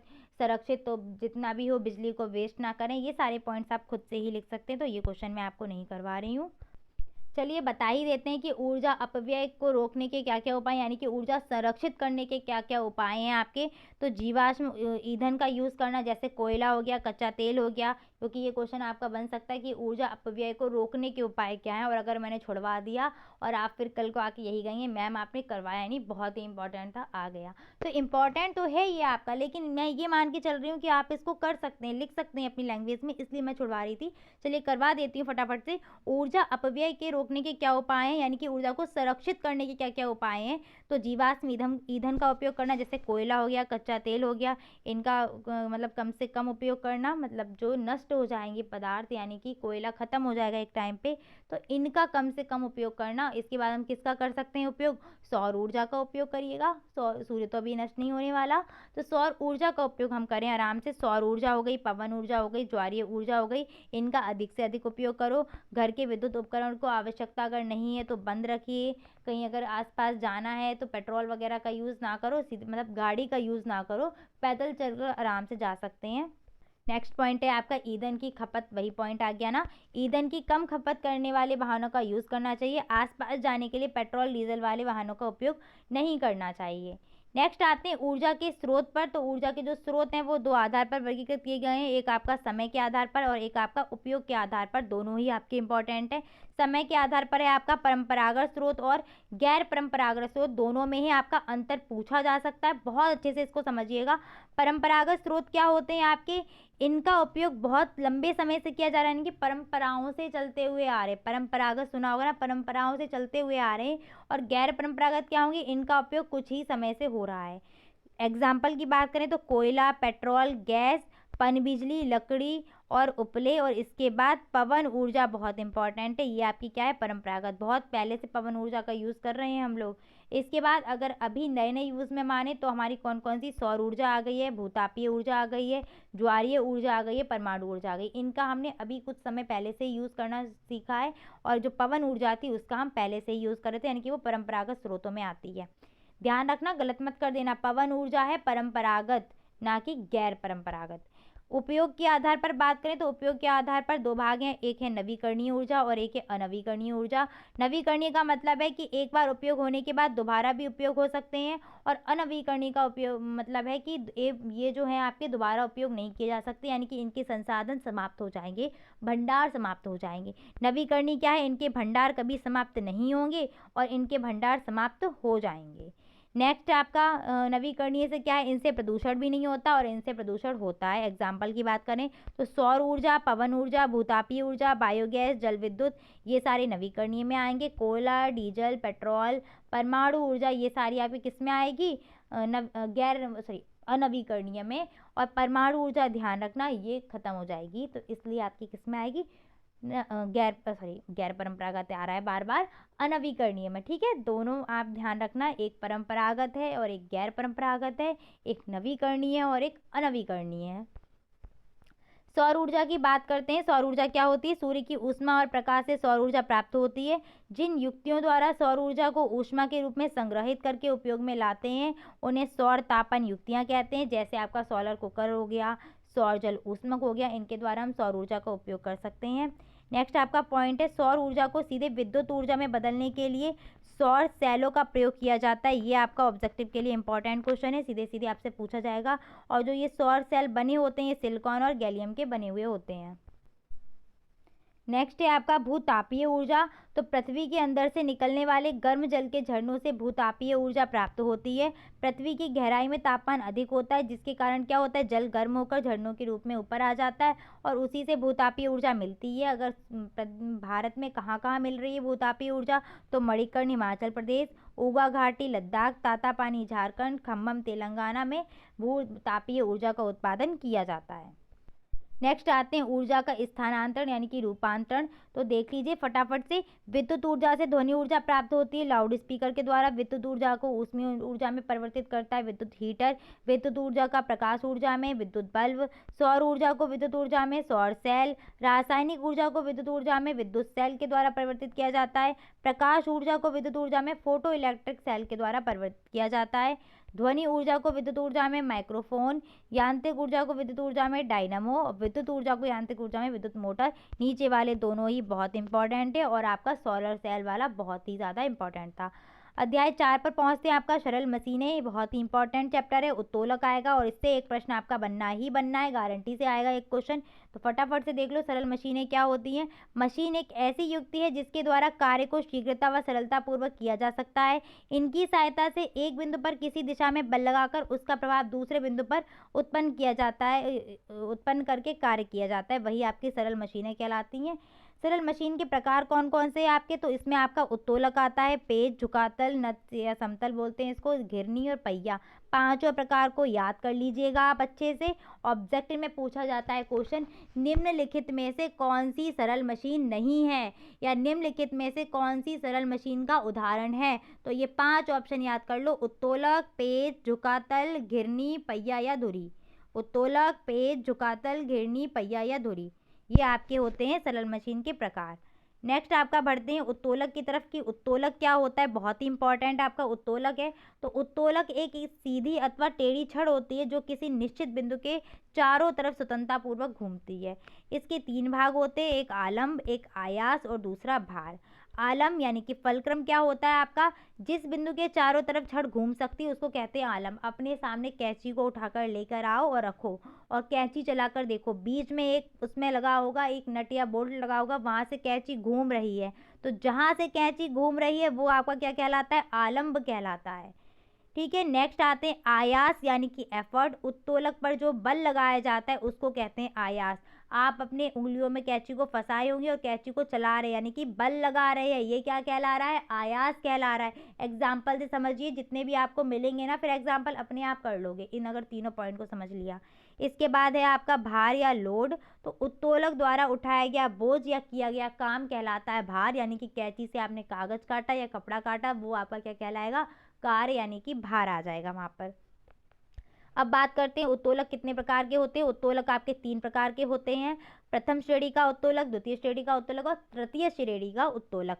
प्रथम श्रेणी के उत्तोलक में क्या होता है, इस प्रकार के उत्तोलक में आलंब बीच में होता है। क्या बीच में होता है, सिर्फ बीच में जो होता है उसको याद करो। प्रथम श्रेणी में फलक्रम यानी कि आलंब बीच में होता है, एफ बीच में होता है।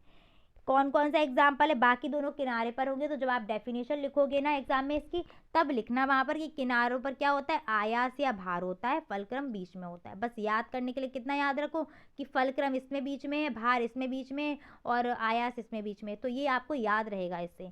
नेक्स्ट आते हैं इसके एग्जाम्पल क्या है, कैंची हो गया, प्लास, तराजू, हेडपम्प, कील उखाड़ने की मशीन, साइकिल की ब्रेक, सड़सी और झूला, ये सब क्या है आपके प्रथम श्रेणी के उत्तोलक के एग्जाम्पल हैं। नेक्स्ट आता है आपका द्वितीय श्रेणी का उत्तोलक। इसमें आपका क्या बीच में होता है, भार बीच में होता है, यानी कि जो भी काम कराया जा रहा होगा, किया जा रहा होगा वो बीच में होगा। बाकी किनारों पर आलम और आयास किनारों पर आलम और आयास होते हैं। जैसे नींबू का रस निचोड़ने वाली मशीन देखी है ना, वो अगर आपके पास रखी हुई है तो लेकर आओ उसको, और नहीं रखी है तो फिर अपने मन में उसकी इमेज क्रिएट करो। जैसे आपने देखा होगा जब आप किसी कहीं भी शिकंजी वगैरह पी रहे हो तो वो जिस मशीन से नींबू निचोड़ते हैं वो वाली मशीन, बीच में नींबू रखा जाता है, इधर से किनारे से वो घूमती है और यहाँ पर हम बल लगाते हैं, बीच में क्या आया, नींबू आया, यानी कि जो काम कर रहे हैं वो बीच में आ रहा है। तो वही आपका क्या है, सेकेंड श्रेणी का उत्तोलक है। सरौता, ट्रॉली, नींबू का रस निचोड़ने वाली मशीन, पहिया जो कूड़ा ढोने वाली गाड़ी होती है ना वो आ जाएगी, वो इसके अंतर्गत आएंगे। तो ये सेकंड श्रेणी का उत्तोलक के एग्जाम्पल हो गए। थर्ड श्रेणी में आते हैं, यानी कि तीसरी जो श्रेणी है, इसमें आपका क्या बीच में होगा, बल बीच में होता है जो लगाया जाता है। चिमटा तो सबके यहाँ पर होगा।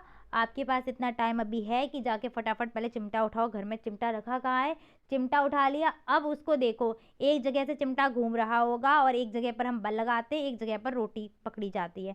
तो बल हम कहाँ लगाते हैं, बीचों बीच में, यानी कि क्या बीच में हुआ, बल बीच में हुआ। किनारे से घूम रहा होगा यानी कि आलंब किनारे पर है, और रोटी उठा रहे हैं वो दूसरे किनारे पर होती है, यानी कि भार दूसरे किनारे पर है। तो किनारों पर क्या हो गया, भार और आलंब हो गया, और बल बीच में लगाया जा रहा है। तो ये आपका कौन सा है, तृतीय श्रेणी का उत्तोलक है। उदाहरण आपका चिमटा, चाकू, हल, फावड़ा इत्यादि। ये ट्रिक लिखी हुई है यहाँ पर, अगर आप चाहें तो इसको नोट कर सकते हैं। आभास यानी कि आलंब, यानी कि फर्स्ट श्रेणी में बीच में होगा, भार सेकेंड में बीच में होगा, और आयास का सा लिया था तो आपका आयास थर्ड श्रेणी में बीच में रहता है। पेच या स्क्रू की बात करें तो वह सरल उपकरण जो दो भागों को परस्पर जोड़ने या कसने के काम में आता है, पेच कहलाता है। झुकातल क्या होता है, किसी समतल तख्ते को किसी क्षैतिज तल पर किसी न्यून कोण से तिरछा तिरछा रखते हैं ना, तो उसको बोलते हैं आनतल। जैसे मान लो कोई बड़ी बड़ी गाड़ियां हैं या मोटरसाइकिल वगैरह हैं, किसी ट्रक में चढ़ानी हो तो एक झुका हुआ तल वहाँ पर रख देते हैं और तब उसमें चढ़ाया जाता है। तो भारी ड्रम वगैरह चढ़ाने के लिए इसका यूज़ किया जाता है, नत या आनतल का। इसके बाद आते हैं घिरनी और पहिया पर। तो घिरनी आपका क्या है, कुएं से पानी निकालने के लिए एक गोल पहिए का यूज़ करते हैं, वो आपकी घिरनी कहलाती है। और ये अब जो वर्तमान समय में क्या है, कुएं वगैरह तो है नहीं इतने, तो क्रेन या मकानों में भारी वस्तु वगैरह चढ़ानी हो ऊपर, तो वहाँ पर भी हम किसका यूज़ करते हैं, घिरनी का भी यूज़ करते हैं। नेक्स्ट आते पहिया या धुरी। तो भैया सबकी मोटरसाइकिल और साइकिल में पहिया लगा होगा, तो इसका मुझे समझाने की ज़रूरत भी नहीं पड़ेगी। नेक्स्ट आगे बढ़ते हैं। आगे आपका फिफ्थ चैप्टर आ गया है, जीव विज्ञान के जनक कौन है। जीवों की संरचना आपका चैप्टर था, तो सबसे पहले जनक के नाम तो याद ही कर लो। जीव विज्ञान और जंतु विज्ञान के जनक दोनों के आपके अरस्तु हैं, और वनस्पति विज्ञान के जनक आपके थियोफ्रेस्टस थे। ठीक है, हमारा जो शरीर है या किसी भी पौधे का भी शरीर मान लो तो किस तरीके से बनता है, जैसे हमारा शरीर है तो सबसे पहले उसमें क्या होगी, छोटी छोटी कोशिकाएं होंगी। सबसे छोटी इकाई हमारे जो जीव होता है ना, उसकी सबसे छोटी क्रियात्मक इकाई आपकी कोशिका होती है। कोशिकाएं मिलकर ऊतक बनाती हैं, ऊतक मिलकर अंग बनाएंगे, अंग मिलकर अंग तंत्र बनाएंगे, और अंग तंत्र मिलकर हमारा क्या बनाता है, शरीर। सबसे पहले हम किसको पढ़ेंगे, कोशिका को पढ़ेंगे। कोशिका जीवों की संरचनात्मक व क्रियात्मक इकाई है। मानव का शरीर असंख्य छोटी छोटी कोशिकाओं से मिलकर बना हुआ है।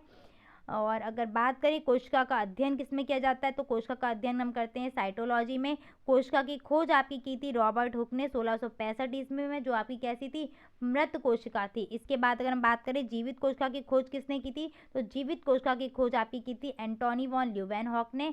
और सबसे छोटी मतलब कोशिका को मापने की सबसे छोटी इकाई आपकी क्या है, माइक्रोन होती है। फिर से रिवाइज कर लो, कोशिका का अध्ययन हम करते हैं साइटोलॉजी में। कोशिका की खोज सबसे पहले की थी रॉबर्ट हुक ने 1665 में, जो एक मृत कोशिका थी। और उसके बाद जीवित कोशिका की खोज आपकी की है एंटोनी वॉन ल्यूवेनहॉक ने। और कोशिका मापने की सबसे छोटी इकाई आपकी है माइक्रोन। सजीव जगत की सबसे छोटी कोशिका आपकी है माइक्रोप्लाज्मा गैलीसेप्टिकम। सबसे बड़ी कोशिका है शुतुरमुर्ग का अंडा। मानव शरीर की बात करें तो सबसे छोटी कोशिका आपकी शुक्राणु की होती है, सबसे बड़ी कोशिका आपकी अंडाणु की होती है, और सबसे लंबी कोशिका तंत्रिका कोशिका कहलाती है। मतलब तंत्रिका कोशिका जो होती है आपकी, वो सबसे लंबी कोशिका होती है। नेक्स्ट आपकी हेडिंग है कोशिका के आधार पर जीवों के प्रकार। तो कोशिका के आधार पर जीव आपके दो प्रकार से वर्णित किए गए हैं, एक कोशिकीय जीव और बहुकोशिकीय जीव, यानी कि यूनिसेलुलर और आपके मल्टी सेलुलर। तो यूनिसेलुलर में आपके आते हैं, इनका शरीर केवल एक कोशिका से मिलकर बना होता है, जैसे अमीबा, पैरामीशियम, यूग्लिना और जीवाणु हो गए। और जो बहुकोशिकीय में आते हैं वो ऐसे जीव आते हैं जिनका शरीर क्या होता है, बहुत सारी कोशिकाओं से मिलकर बना होता है, यानी कि एक से अधिक कोशिका से मिलकर बना होगा, वो आ जाएंगे बहुकोशिकीय में। और जिनका शरीर एक कोशिका से मिलकर बना होगा वो एक कोशिकीय में। अमीबा, पैरामीशियम, यूग्लिना और जीवाणु। और बहुकोशिकीय में आपके आते हैं मानव, घोड़ा, कुत्ता, बैल, बकरी, जो भी आप लिखना चाहे वो आप आराम से लिख सकते हैं। बस इतना याद रखो, एक कोशिकीय में एक जीव, एक कोशिका होगी उन जीवों में, और बहुकोशिकीय में एक से अधिक कोशिकाएं होंगी। नेक्स्ट देखिएगा, कोशिका सिद्धांत आपका किसने दिया था, तो ये आपका स्लाइडेन व श्वान नामक वैज्ञानिकों ने दिया था। अगर पूछ सकता है आपसे तो वन लाइनर में पूछेगा। फिर आते हैं कोशिकांग की बात, यानी कि कोशिका में अनेक अंग, छोटे छोटे अंग पाए जाते हैं ना, वो आपके कोशिकांग कहे जाते हैं। डायग्राम में आपका कोशिश करूँगी कि जितने भी आपके चित्र आने हैं उनकी मैं आपको अलग से एक इमेज दे दूँ, प्रोवाइड करा दूँ इमेज, कि ये आप तैयार कर लो। एक तो पेड़ वाला आपका क्या कहते हैं, पत्तियों का आ सकता है, वो मैं आपको बता दूंगी। अभी देख लेते हैं कोशिका के अंग कौन कौन से हैं। पहला है आपका कोशिका भित्ति, यानी कि सेल वॉल। तो ये आपकी क्या है, केवल पादप कोशिका में पाई जाती है, और ये सेलुलोज से निर्मित होती है, केवल पादप कोशिका में ही पाई जाएगी, इस चीज़ को ध्यान रखना। नेक्स्ट है केंद्रक। केंद्रक का काम क्या होता है, ये सभी कोशिकाओं में पाया जाता है, और सभी कोशिकाओं का ये मुख्य भाग है क्या, केंद्रक। इसका कार्य कोशिका की सभी गतिविधियों को नियंत्रित करना है, और एक पीढ़ी से दूसरी पीढ़ी तक आनुवंशिक गुणों को पहुंचाने का काम करता है आपका केंद्रक। नेक्स्ट है आपके तारककाय, यानी कि सेंट्रोसोम। ये केवल आपकी जंतु कोशिका में पाए जाते हैं। अभी मैं आपको तुलनात्मक अध्ययन करा दूंगी, वहाँ पर आपको ज़्यादा क्लियर हो जाएगा। और ये जो तारककाय हैं ये आपके कोशिका विभाजन में मदद करते हैं। माइटोकॉन्ड्रिया आपका काफ़ी इंपॉर्टेंट है, इसको ध्यान रखना माइटोकॉन्ड्रिया को। तो इसकी जो खोज की थी आपकी वो ऑल्टमैन ने की थी। इसमें कोशिका की संख्या, कोशिका में इनकी संख्या निश्चित नहीं होती कि एक कोशिका में कितने माइटोकॉन्ड्रिया पाए जाएंगे। ये आपका सबसे इम्पॉर्टेंट पॉइंट है, पूछा भी गया था कि जो माइटोकॉन्ड्रिया होता है इसको कोशिका का पावर हाउस क्यों कहते हैं। तो इसमें होता क्या है, ऊर्जा युक्त जितने भी कार्बनिक पदार्थ हैं उनका ऑक्सीकरण माइटोकॉन्ड्रिया में ही होता है। और इसमें क्या होता है, जितनी भी ऊर्जा होती है वो एटीपी अणुओं के रूप में संचित रहती है। इसी कारण इसको ऊर्जा का शक्ति केंद्र या पावर हाउस ऑफ सेल भी कहते हैं। माइटोकॉन्ड्रिया आपके जीवाणु और नीरहरित शैवाल में नहीं पाए जाते हैं, इस चीज़ को नोट कर लीजिएगा। नेक्स्ट बढ़ते हैं गोल्जी काय की तरफ। तो गोल्जी काय को क्या बोलते हैं, प्रोटीन यातायात के का कार्य करता है, ये प्रोटीन को ट्रांसफर करने का। इसे कोशिका के अणुओं को यातायात निर्देशक या फिर ट्रैफिक पुलिस भी कहा जाता है। कोशिका का ट्रैफिक पुलिस आपका है गोल्जी काय। लाइसोसोम की बात करें तो लाइसोसोम का इतना नाम याद रखो, आत्मघाती थैली है, यानी कि जितने भी भारी पदार्थ होंगे बेकार के उनको भक्षण कर लेगा ये, और ये केवल आपका जंतु कोशिका में पाया जाता है। आगे बढ़ते हैं राइबोसोम की तरफ। तो राइबोसोम आपका क्या है, राइबो न्यूक्लिक एसिड नामक अम्ल व प्रोटीन से बनी होती है। ये प्रोटीन की फैक्ट्री भी बोलते हैं, क्योंकि प्रोटीन का उत्पादन केंद्र यहीं पर होता है। आगे आते हैं लवक पर। नेक्स्ट है आपके लवक, यानी कि प्लास्टिड। तो ये केवल किस में पाए जाएंगे, पादप में पाए जाते हैं। 3 प्रकार के होते हैं, हरित लवक, अवर्णीय लवक और वर्णीय लवक। ये रंग प्रदान करने का कार्य करते हैं। हरित लवक हरा रंग देगा, वर्णीय लवक आपके जैसे फल और फूल आपके लाल होते हैं, पीले होते हैं, ये सब इसी के कारण होते हैं, लवकों के कारण इनकी प्लास्टिड्स पाए जाते हैं। ये पौधों में, मनुष्यों में, यानी कि ह्यूमंस या एनिमल्स में ये नहीं पाए जाते हैं। आगे आते हैं रिक्तिका या राजधानी, जिसको वैक्यूल बोलते हैं। ये कोशिका का भंडार गृह कहलाती है। खनिज, लवण, शर्करा आदि पदार्थ इसमें भरे हुए होते हैं। और रिक्तिका में क्या होता है, ये अपशिष्ट पदार्थों का संग्रह करके बाहर निकालने का काम भी रिक्तिका आपका करती है। इसके बाद आते हैं जीव द्रव्य, यानी कि प्रोटोप्लाज्म। तो बहुत ही इंपॉर्टेंट है, ये आपका जीवन का आधार है, जीवन की भौतिक आधार मानते हैं जीव द्रव्य को। ये किस में पाया जाएगा आपका, तो ये जो जीव द्रव्य आपका होता है वो 2 द्रव्यों से मिलकर बनता है। एक आपका कोशिका द्रव्य होता है, दूसरा आपका केंद्रक द्रव्य होता है। और कोशिका जो द्रव्य होगा वो क्या होगा आपका, कोशिका के केंद्रक, ये कोशिका रही और केंद्रक रहा, तो केंद्रक और कोशिका का जो होगा ना पार्ट, इसमें आपका कोशिका द्रव्य पाया जाएगा। केंद्रक द्रव्य क्या होगा, कोशिका के जो केंद्र होगा ना, केंद्रक में अंदर होगा, और दोनों मिलकर कहलाएंगे आपके जीव द्रव्य। इस चीज़ को क्लियर कर लीजिएगा। जंतु और पादप कोशिका में अंतर आपसे पूछा जाता है, तो अब यहाँ पर पॉइंट आपके क्लियर हो जाएंगे। जंतु कोशिका आकार में छोटी होती, सॉरी पादप कोशिका, हाँ जंतु कोशिका आकार में छोटी होती है, पादप कोशिका जंतु कोशिका से बड़ी होती है। सेल वॉल जंतु कोशिका में नहीं पाई जाती, पादप कोशिका में पाई जाती है। लवक जंतु कोशिका में नहीं पाए जाते, पादप कोशिका में पाए जाते हैं। जंतु कोशिका में सेंट्रोसोम पाए जाते हैं, पादप कोशिका में नहीं पाए जाते। लाइसोसोम पाया जाता है, पादप कोशिका में नहीं पाया जाता है। रिक्तिका जंतु कोशिका में छोटी होती है और पादप कोशिका में बड़ी होती है। 5 या 6 पॉइंट हैं आपके, ये तैयार कर लो, बहुत ही इंपॉर्टेंट है और ये आपसे पूछ सकते हैं वो। ये जबकि आपका फर्स्ट पेपर में भी था और कोशिका चूंकि यहाँ पर है तो सीधे सीधे आपसे क्वेश्चन बनेगा ही बनेगा कि जंतु और पादप कोशिका का अंतर बताइएगा। कोशिका के प्रकार देख लेते तो कोशिका आपकी क्या है, दो प्रकार की है, प्रोकैरियोटिक और यूकैरियोटिक। तो ये मैंने आपको शायद आपका जो पेपर कराया था प्रीवियस ईयर का वहाँ पर आया भी था आपका प्रोकैरियोटिक और यूकैरियोटिक कोशिका में अंतर बताइए। तो प्रोकैरियोटिक आपकी कोशिका होती है वो अर्धविकसित होती हैं, इनमें न्यूक्लियस यानी कि केंद्रक नहीं पाया जाता है, ये प्रायः जीवाणु और हरित शैवालों में पाई जाती है। इनमें बाकी का जो आपका गोल्जी का है, केंद्रक, लाइसोसोम, लवक सब कुछ क्या होते हैं, रिक्तिका वगैरह सभी आपकी अनुपस्थित होंगी। किसमें, प्रोकैरियोटिक कोशिका में। अगर हम बात करते हैं यूकैरियोटिक कोशिका की तो ये प्लांट और एनिमल सेल होती है, इसमें विकसित कोशिकाएं कहलाती हैं, ये विकसित होती है पूरी तरीके से। इसमें केंद्रक, केंद्रिका, गोल्जिकाएं, लाइसोसोम, लवक सभी उपस्थित होते हैं और रिक्तिका भी उपस्थित होती है। इसमें जो विभाजन होता है वो समसूत्री व अर्धसूत्री होता है और उसमें जो विभाजन होगा वो असूत्री प्रकार से होगा। नेक्स्ट आगे बढ़ते हैं, कोशिका विभाजन की प्रक्रिया। तो ये क्या होती है, प्रत्येक नई कोशिका का जनन पूर्ववर्ती कोशिका से ही होता है, यानी कि मात्र कोशिका ही नई कोशिका को जन्म देती है। तो मात्र कोशिका से नई कोशिका के जन्म होने की प्रक्रिया कहलाती है आपकी कोशिका विभाजन। ये 3 प्रकार से होता है, समसूत्री, अर्धसूत्री, असूत्री। आपका समसूत्री और अर्धसूत्री किस में होता है, यूकैरियोटिक में, और असूत्री होता है आपका प्रोकैरियोटिक कोशिका में। नेक्स्ट आ जाइए कोशिका के अन्य प्रकार पर। तो पहले आपकी आ जाएगी कौन सी, रक्त कोशिकाएं आ जाएंगी। तो ये रक्त में पाई जाने वाली कोशिकाएं होंगी। रक्त कोशिकाएं 3 प्रकार से होंगी, आरबीसी, डब्ल्यूबीसी और प्लेटलेट्स। डिटेल में नहीं बता रही हूँ क्योंकि कोशिका से सिर्फ कोशिका के बारे में पूछते हैं, प्रोकैरियोटिक और यूकैरियोटिक पूछते हैं। बाकी बस आपको जानकारी होनी चाहिए कि बाई चांस आ गया तो हम लिख के बना के लिख सकें। फिर आती हैं आपकी पेशीय कोशिकाएं जो आपकी किस में पाई जाएंगी, पेशियों में पाई जाती है, पतली और लंबी होती है, मस्कुलर सेल्स बोलते हैं। इसके बाद आपकी आती है अस्थि कोशिकाएं, ये आपकी किस में पाई जाएंगी, अस्थि यानी कि हड्डियों में पाई जाती हैं, बेलनाकार होती हैं, गोल गोल कुछ इस तरीके से होंगी, रेसे वगैरह पाए जाते हैं। इसके बाद आपकी आती है त्वचा कोशिकाएं, जो कहाँ पाई जाएंगी, त्वचा की जो झिल्ली होती है ना उसमें पाई जाती हैं ये। और फिर आपकी आती हैं संयोजी कोशिकाएं, जो किसका निर्माण करती हैं, संयोजी ऊतकों का निर्माण करेंगी आपकी संयोजी कोशिकाएं। और इसके बाद आपकी आती है तंत्रिका कोशिका, ये भी आपकी इंपॉर्टेंट है, तंत्रिका कोशिका। ठीक है, तंत्रिका तंत्र में ये पाई जाती है तंत्रिका कोशिका, और इसका काम जो होता है वो मस्तिष्क से सूचनाओं का आदान प्रदान करना होता है, तंत्रिका कोशिका का काम। तो इनके अन्य प्रकार है, इनको याद कर लेना। अगर आपको चाहिए हो तो पीडीएफ पड़ी हुई है शायद टेलीग्राम पर, वहाँ से आप इन सारी कोशिकाओं के नोट्स देख सकते हैं। नेक्स्ट आ जाइए, जीवित कोशिका के लक्षण, गुण और कार्य क्या क्या हैं। तो कोशिका में क्या है, वृद्धि होती है, श्वसन करती हैं सारी कोशिकाएं, उत्सर्जन भी करेंगी, उनकी मृत्यु भी होती है, गति भी करती हैं, पोषण भी है उनमें, और प्रजनन, ये सारी क्रियाएं कोशिका में होती है अगर एक कोशिका जीवित है तो। जीवित कोशिकाओं में ये सारी क्रियाएं होती हैं। आगे बढ़ते हैं टिश्यू की तरफ यानी कि ऊतकों की तरफ। तो ऊतक क्या होते हैं आपके, कोशिकाओं का वह समूह जो उद्गम संरचना कार्य में समान हो, ऊतक कहलाता है। यानी कि कोशिकाएं मिलकर ऊतक का निर्माण करेंगी, लेकिन कैसी, समान कोशिकाएं जो काम एक जैसा कर रही हो वो मिलकर एक ऊतक का निर्माण करेंगी। और विभिन्न ऊतक मिलकर ऊतक तंत्र बनाते हैं और ये ऊतक तंत्र मिलकर आपका अंग बनाएगा। ऊतक का अध्ययन करते हैं आपका हिस्टोलॉजी में, और कोशिका का अध्ययन आपका किस में करते थे, साइटोलॉजी में। ऊतक आपके 2 प्रकार से डिवाइड किए गए हैं, एक पादप ऊतक और दूसरा आपका जंतु ऊतक। तो पादप ऊतक आपके जो होते हैं वो 2 प्रकार के होते हैं, विभज्य ऊतक और स्थायी ऊतक।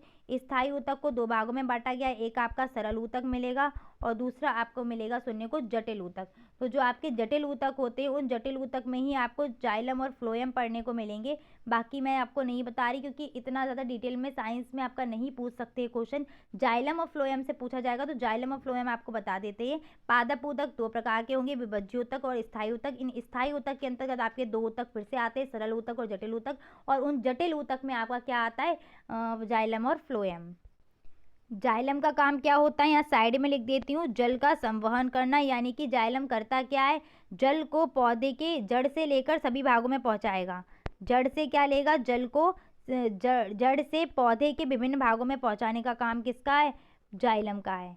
जल को यानी कि जल को ट्रांसफर करना इधर से उधर। और फ्लोएम का काम क्या होता है, फूड को यानी कि भोजन को, खाने को पत्तियों से लेकर पौधे के विभिन्न भागों तक पहुंचाने का काम करता है आपका फ्लोएम ऊतक। और जो जाइलम है वो जल को ट्रांसफर करने का काम करेगा। दोनों पॉइंट ही आपके इंपॉर्टेंट रहेंगे, ये पॉइंट दोनों आपके लिखे हुए हैं, जटिल ऊतक, जाइलम एंड फ्लोएम।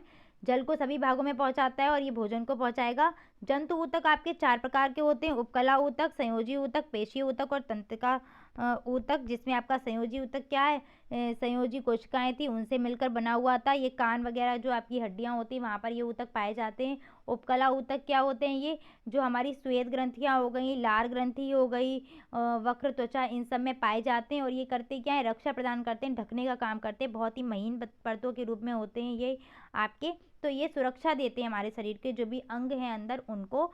और जो संयोजी ऊतक हैं ये क्या करें, कनेक्टिव टिश्यू बोलते हैं, यानी कि ये ऊतक शरीर के विभिन्न भागों के अंगों को जोड़ते हैं और ये संयोजी कोशिका से मिलकर बने हुए होते हैं। पेशीय ऊतक क्या है, पेशीय कोशिका से मिलकर बने हुए हैं और ये कहाँ पाए जाते हैं, आपके त्वचा के नीचे जो आपकी होती है ना वहाँ पर, ये अस्थियों के ऊपर और त्वचा के नीचे पाए जाते हैं आपके पेशीय ऊतक। तंत्रिका ऊतक आपके तंत्रिका तंत्र में पाए जाते हैं। नेक्स्ट है आपकी ऐच्छिक व अनैच्छिक पेशियां। तो ऐच्छिक पेशियां क्या है, वे पेशियां जिनका संकुचन व शिथिलन पर हमारा नियंत्रण होता है, वो पेशियां ऐच्छिक कहलाती हैं। यानी कि जिन पेशियों को हम अपनी इच्छानुसार गति करा सकते हैं ऐच्छिक पेशियां कहलाएंगी, जैसे हाथ और पैर हो जाएगा। अनैच्छिक पेशियां क्या होंगी, जिन पेशियों को हम अपनी इच्छानुसार गति नहीं करा सकते वो आपकी अनैच्छिक पेशियां कहलाती हैं। वो इसमें आपके गर्भाशय, पित्ताशय, मूत्राशय में पाई जाने वाली पेशियां इसके अंतर्गत आ जाती हैं। नेक्स्ट पॉइंट है आपका जीवन से संबंधित कुछ क्रियाएं, जिसमें पोषण, श्वसन, उत्सर्जन, संवेदनशीलता, प्रकाश संश्लेषण, वृद्धि, प्रजनन, वाष्पोत्सर्जन है। तो पोषण आपको सीधे सीधे बता देते हैं। पोषण क्या है, आपकी एक जैव रासायनिक प्रक्रिया है जिसमें हम बाहर के वातावरण से क्या कर सकते हैं, भोज्य पदार्थों को शरीर के अंदर ग्रहण करते हैं और उसके बाद वो भोज्य पदार्थ हमें ऊर्जा प्रदान करते हैं, जिससे हमारे शरीर जो विभिन्न प्रकार के कार्य कर सकता है, यही आपका पोषण कहलाता है। उत्सर्जन क्या होता है, उत्सर्जन आपका शरीर से जो बेकार के पदार्थ हैं, हानिकारक पदार्थ हैं जिनका उपयोग नहीं कर सकते हैं, शरीर से बाहर निकालना ही उत्सर्जन कहलाता है। उत्सर्जन अंग के अंतर्गत आपका वृक्क जो किडनी है वो आ जाएगा, यकृत भी आता है। और आपका जो त्वचा है वो यानी कि पसीना निकालती है ना, यानी कि वेस्ट पदार्थ निकाल रही है, तो त्वचा भी आपकी उत्सर्जन अंग के अंतर्गत आ जाएगी। संवेदनशीलता क्या होता है, जिसमें कोई पदार्थ की उत्तेजनशीलता को प्रदर्शित करती है, यानी कि उस पर कोई भी चेंजेस हुआ है, कोई परिवर्तन हुआ है, उसको वो दर्शाएगी। जैसे गर्म जल को छूते हैं या गर्म पानी को या गर्म कप को छू रहे हैं, तो वहाँ पर हम अपनी संवेदनशीलता को दिखा रहे हैं। और जो क्या कहते हैं आपका क्या उसका नाम है, छुई मुई का पौधा, वो भी संवेदनशीलता आपका दिखाता है। ठीक है। वृद्धि या प्रजनन क्या होता है, प्रजनन में आपका अपने जैसे ही, अपनी ही प्रजाति के, अपने समान ही नई संतान की उत्पत्ति करना आपका रिप्रोडक्शन यानी कि प्रजनन में आता है। वृद्धि, हमारा शरीर दिन प्रतिदिन वृद्धि तो कर ही रहा है, एक निश्चित अवधि तक हम वृद्धि करते हैं ना, तो वो आपका वृद्धि में आ जाएगा। अब मैं जो आपको समझाऊंगी वो श्वसन समझाऊंगी, प्रकाश संश्लेषण की डेफिनेशन बताऊंगी और वाष्पोत्सर्जन। ये क्या है, ये इजी पॉइंट है, तो इनको मैंने आपको सीधे सीधे बता दिया कि उत्सर्जन क्या होता है, संवेदनशीलता क्या होती है, वृद्धि या प्रजनन क्या है, पोषण क्या है। तो इनको अब आप अपनी लैंग्वेज में लिख सकते हैं। अब देख लीजिए श्वसन, प्रकाश संश्लेषण और वाष्पोत्सर्जन किसे कहते हैं।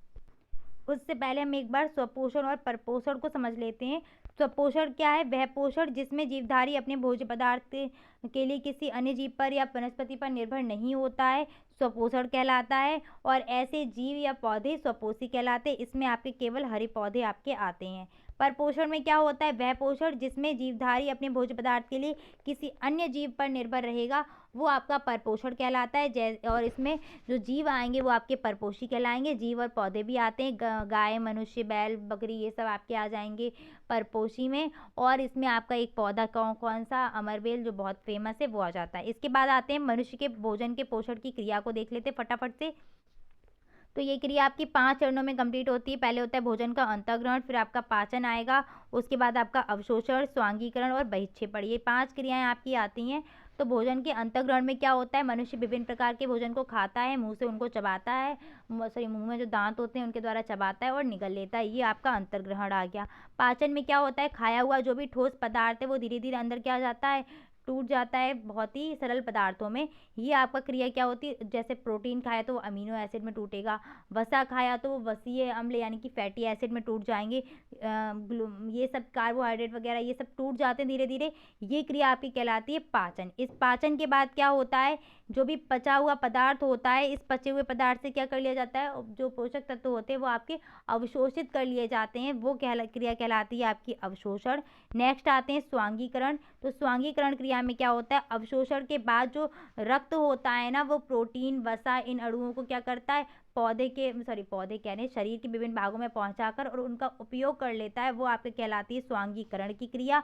यानी कि रक्त में वो विलीन हो जाते हैं और जैसे प्रोटीन से ऊर्जा चाहिए थी ना, तो फिर वो ऊर्जा प्रोटीन से आपका टूटी फूटी कोशिकाओं की मरम्मत होती है, तो वो काम हो जाएगा। कार्बोहाइड्रेट से ऊर्जा चाहिए तो ऊर्जा मिल जाएगी। तो इस तरीके से काम आपका उपयोग कर लिया जाता है उन पदार्थों का, उन न्यूट्रिएंट्स का, तो वो क्रिया आपकी स्वांगीकरण कहलाती है। बहिक्षेपण आपकी लास्ट की प्रोसेस है, जिसमें क्या होता है आपका बेकार का पदार्थ शरीर से बाहर निकाल देते हैं, वो आपकी बहिक्षेपण कहलाती है। मैंने शॉर्ट में आपको सारा समझा दिया है। नेक्स्ट आते हैं प्रकाश संश्लेषण की क्रिया, यानी कि फोटोसिंथेसिस की रिएक्शन। बहुत ही इंपॉर्टेंट क्रिया है आपकी। पौधे क्या करते हैं, अपना भोजन खुद ही बनाते हैं। उनके भोजन बनाने की जो प्रक्रिया होती है वही प्रकाश संश्लेषण की क्रिया कहलाती है। हरे पौधे सूर्य के प्रकाश व क्लोरोफिल की उपस्थिति में कार्बन डाइऑक्साइड और जल की क्रिया के द्वारा ग्लूकोज व ऑक्सीजन बनाते हैं। यही क्रिया कहलाती है आपकी प्रकाश संश्लेषण की क्रिया। जो आपकी रिएक्शन रहेगी वो ये रहेगी, 6CO2 12H2O और एरो सूर्य का प्रकाश क्लोरोफिल ऊपर लिखना, उसके बाद C6H12O6 प्लस 6O2 और 6H2O आपका बनेगा। ये आपकी प्रोसेस कहलाएगी प्रकाश संश्लेषण की क्रिया। ठीक है, और कंफ्यूज मत होना, अगर आप चाहें तो इधर वाटर ना निकाल के इस रिएक्शन को इस तरीके से भी लिख देते हैं, 6CO2 plus 6H2O plus C6H12O6 और प्लस 6O2, तो वो भी एक गलत रिएक्शन नहीं है। बचपन से वही पढ़ते हुए आ रहे हैं, वही पढ़ाते हुए रिएक्शन आ रहे हैं। वैसे इसमें 12 H2O के मॉलिक्यूल भाग लेते हैं, तो अगर आप ये भी कर देंगे तो भी आपकी कोई गलत नहीं मानी जाएगी।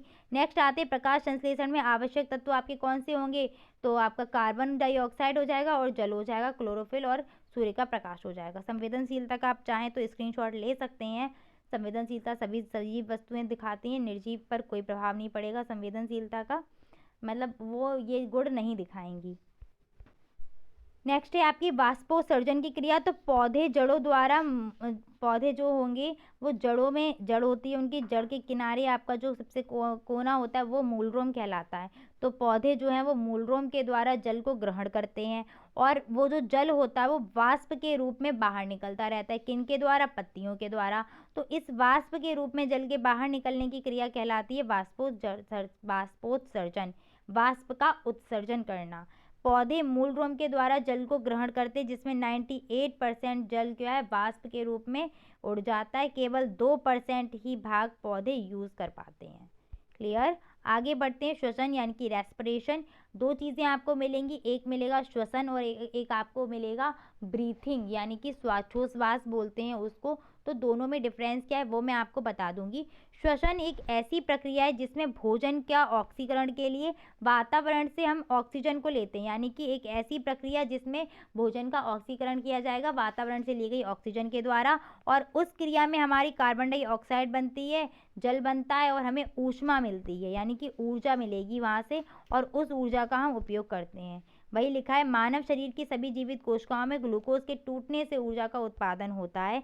रिएक्शन आपकी ये रही, C6H12 6O2 6CO2 plus 6H2O बनेगी और इसमें ऊर्जा मुक्त होगी।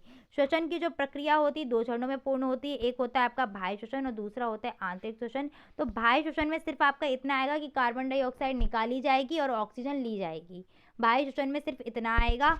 और आंतरिक श्वसन में क्या होता है कि जो भी ऑक्सीजन ली अंदर जाके ग्लूकोज से वो रिएक्ट हुआ और कार्बन डाइऑक्साइड बनी, यानी कि जो रासायनिक क्रिया हुई वो आपकी किस में आ जाएगी। तो मैं आपको फिर से बता देती हूँ, बाह्य श्वसन में क्या होता है, हम ऑक्सीजन लेते हैं, कार्बन डाइऑक्साइड निकाल देते हैं, ये आपका बाह्य श्वसन है। आंतरिक श्वसन में जो रासायनिक क्रिया होगी वो कहलाएगी आपकी आंतरिक श्वसन। जैसे आप देख सकते हैं यहाँ पर एक्सटर्नल रेस्पिरेशन, इसमें क्या होता है, वायुमंडल से ऑक्सीजन को ग्रहण करते हैं और जीव श्वसन अंगों का उपयोग करते हैं, ये क्रिया आपकी बाह्य श्वसन कहलाती है। इसमें दो चीज़ें होती है, श्वासोच्छ्वास यानी कि ब्रीथिंग, सांस लेना आपका जो आ जाएगा, और गैसों का विनिमय यानी कि एक्सचेंज ऑफ गैसेज, यानी कि कार्बन डाइऑक्साइड और ऑक्सीजन जो बदल रहे हैं ना वो आपका इसमें आ जाएगा। जो श्वासोच्छ्वास की प्रक्रिया होती है वो आपकी क्या है, इसमें दो प्रोसेस होती है, एक हम ऑक्सीजन को लेते हैं और दूसरा हम कार्बन डाइऑक्साइड को निकालते हैं। तो किसी ने मुझे कमेंट करके बोला था कि निश्वसन और उच्छ्वास गलत लिख गया है, हो सकता है मैंने इसको देखा भी था तो इनका कुछ क्लियर नहीं कर रहे हैं ये।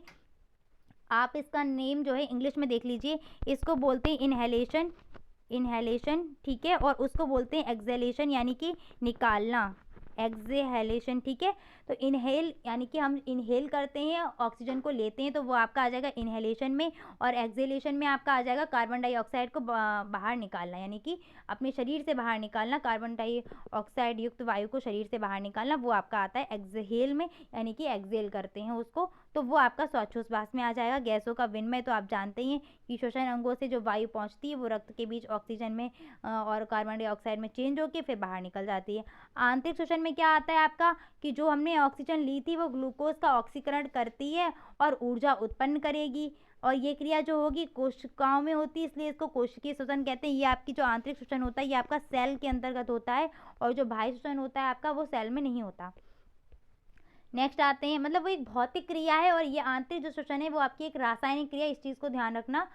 वृद्धि और ये सब आप तो कर ही लेंगे, ये आपको मैंने समझा दिया था। फिर से देख लीजिए एक बार, बाह्य श्वसन क्या है आपकी, बहुत ही इंपॉर्टेंट है, दोनों श्वसन की प्रक्रिया इंपॉर्टेंट है, बस इसमें कंफ्यूज रहते हैं आप लोग, इसलिए ये आपकी भौतिक है और ये आपकी रासायनिक है। क्लास बहुत ज़्यादा लंबी हो रही है, लगभग आपका 1.5 घंटा होने जा रहा है। मैं कोशिश करूँगी कि आपकी जो आपका केमिस्ट्री वाला पोर्शन है और बाकी का बचा हुआ जो साइंस का है वो आपका नेक्स्ट पार्ट में कवर करा दूँ। तो मिलते हैं नेक्स्ट क्लास में। Thanks for watching and please like share and subscribe my channel. Bye bye, take care.